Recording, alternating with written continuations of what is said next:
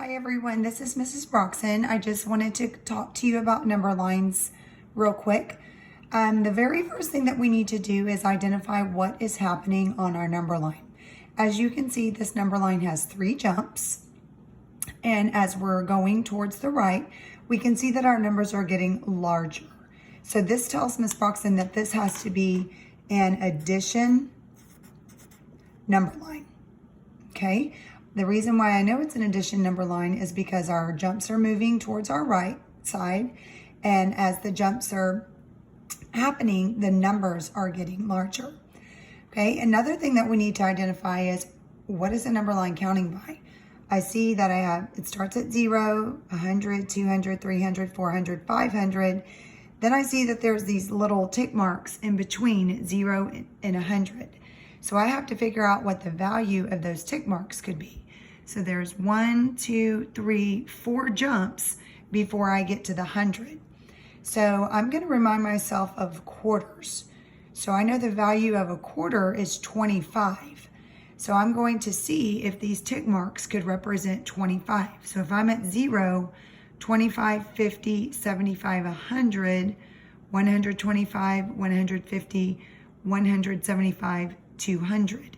So on this particular number line, the numbers that are the tick marks, that are between each 100, they represent 25. So my first jump, I started at 0 and I jumped all the way to 200.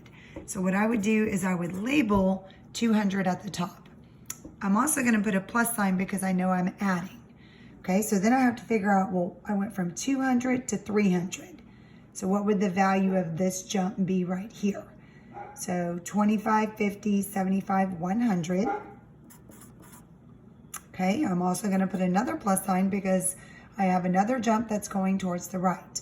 Okay, so the value of this jump would be 25, 50. Okay, so 200 plus 100 would be 300, plus 50 more would equal 350. So when I landed right there, my total was 350. Okay, the next one we're going to look at is this one. Okay, I noticed that I have one large jump that lands on 400, but then I have a jump going backwards. So if I'm going backwards on the number line, that means I must be subtracting. Okay, so I would label this as a subtraction number line. Okay, we just talked about that we have multiples of 100 down there, and we identified the little tick marks as representing 25. So my very first jump went to 400.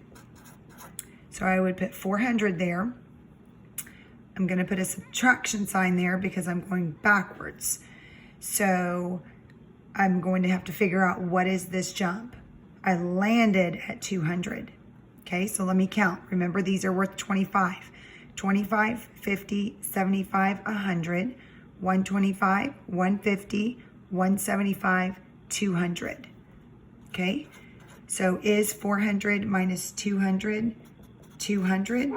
It is. So the value of this jump would be 200.